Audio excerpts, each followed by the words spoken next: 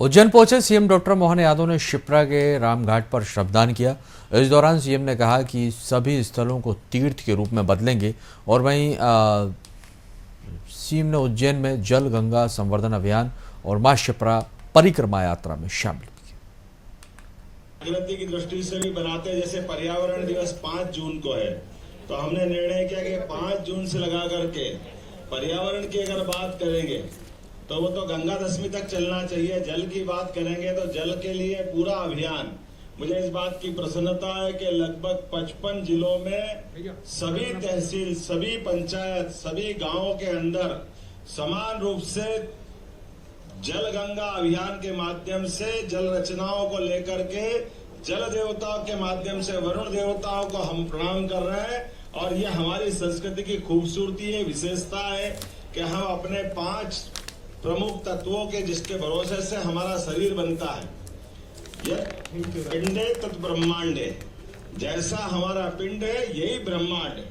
इसलिए इस ब्रह्मांड की रचना को नमन करने के लिए, हमारे पिंड की रचना को समझने के लिए, परमात्मा की रचना को समझने के लिए ये 5 तत्वों से बाहर कुछ नहीं है। मुझे इस बात की प्रसन्नता है, सभी तीर्थों में तीर्थ अवंतिका तीर्थ जो तिलवर बड़ा है, हमारे लिए और सौभाग्य की बात है। बाबा महाकाल के कारण से ये उज्जैन की अलौकिक आभा और बढ़ती है, लेकिन माँ की खूबसूरती से, माँ शिप्रा जी के कारण से 33 करोड़ देवी देवता इसके किनारे वास करते। ये हमारे लिए सौभाग्यदायी है, फलदायी है, आशीर्वाद देनी माँ शिप्रा।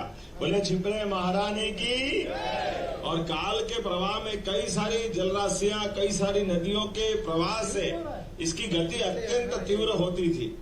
आज हम याद करें महाकवि कालिदास को मेघदूत के माध्यम से, जिन्होंने वर्णन किया था कि ये इसी महाकाल के नीचे जो वर्तमान का हमारा नदी घाटी का रास्ता है, यहाँ उनकी राजकन्या अगर अपने उस नदी से बहने वाले जल में स्नान करने आती थी तो उसकी खुशबू से उज्जैन आलोकित हो जाता था। अपने उस जल के राशि के माध्यम से ये नदियों की राशि वर्तमान में रास्ते बन गए। ऐसी एक के बाद एक 11 नदियां इस शिप्रा के अंदर यहीं आकर के अलग अलग प्रकार से अपने आप को शिप्रा जी के प्रवाह को बढ़ाने के लिए स्वयं को विसर्जित कर करके उसको प्रवाह बढ़ाती थी। मुझे इस बात की प्रसन्नता है, काल के प्रवाह में बाबा महाकाल की कृपा से ये गंगा दशहरा हमारे हजारों साल से मनता आया था। लेकिन इस गंगा दशहरे की खूबसूरती बढ़ाने के लिए, इस आनंद को और आगे 4 चांद लगाने के लिए पिछले सिंहस्थ 2004 में हमारे आचार्य महामंडलेश्वर काशनी आश्रम के गुरु शरणानंद जी महाराज ने कहा था कि यहाँ हमको चुनरी उत्सव करना चाहिए। और मुझे इस बात की प्रसन्नता के संतों की आज्ञा हमारे लिए हुक्म के बराबर है।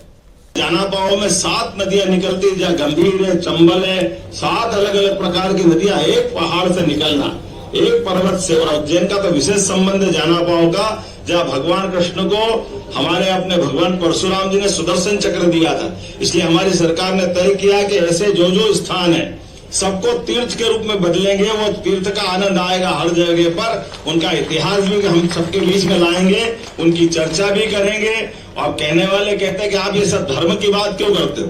मेरा प्रश्न रहता कि मैं धर्म की नहीं करूंगा तो क्या धर्म की बात करूंगा। अरे हम धर्म की नगरी के लोग हैं। धर्म की बात करते करते हमारे आध्यात्म के रहस्यों पे अगर हम जाएंगे तो सच्चे अर्थों में सनातन धर्म को जानने का प्रयास करेंगे। मेरी अपनी ओर से आप सबको बधाई और थोड़ी सी माफी चाहते हैं। मैं अभी मध्य प्रदेश में 5 जून से लेकर 15 जून तक जल संरक्षण के लिए जल गंगा संरक्षण अभियान चलाया जा रहा है और इसी के तहत प्रदेश के मुख्यमंत्री डॉक्टर मोहन यादव उज्जैन के कई कार्यक्रमों में शामिल होने के लिए पहुंचे। सबसे पहले पुलिस लाइन स्टेट तालाब के गहरीकरण में शामिल होकर उन्होंने पौधों का रोपण किया। गंगा संवर्धन अभियान के तहत प्रदेश के मुख्यमंत्री डॉक्टर मोहन यादव उज्जैन के पुलिस लाइन स्टेट हेलीपैड पर तालाब के गहरीकरण के कार्यक्रम में शामिल हुए। चेतना का एक जारी रहेगा और खासकर वर्षा में इस प्रकार के कार्यक्रम करने से इस पूरे क्षेत्र में जल भंडारण की क्षमता भी बढ़ेगी। सालों में कि पहले जब ये नदी था तब यहाँ पुलिस लाइन में पानी के ट्यूबवेल भी बोल जाते थे। आज इसके कारण से वो लंबे समय तक चलते हैं। मैं एक अच्छे कार्यक्रम की और इस 55 जिलों की कोई गांव तहसील नगर कस्बा ग्रामीण पंचायत की बची जाए ताकि, लेकिन इसका औपचारिक समापन कल होगा, लेकिन अनौपचारिक रूप से लगातार ध्यान इसके रूप में लगभग 3676 करोड़ रुपए काम होने मंजूर की। मुझे इस बात का संतोष है कि सभी कामों को